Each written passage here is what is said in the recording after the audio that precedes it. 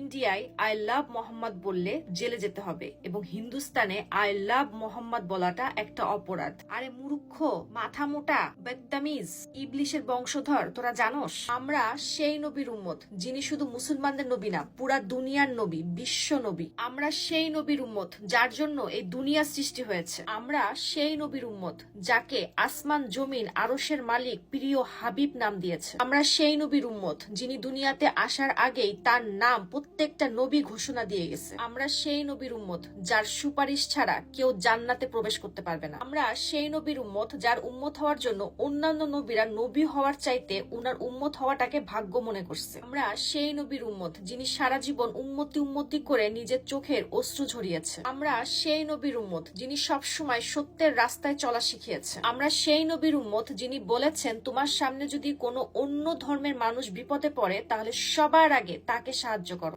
আমরা নবীর উম্মতরা শুধু জেলখানায় নয়, যদি জানের বিনিময়ে নবীকে ভালোবাসার একটা সার্টিফিকেট এই দুনিয়াতে পাই তাহলে আমরা সেটাকে ভাগ্য মনে করি।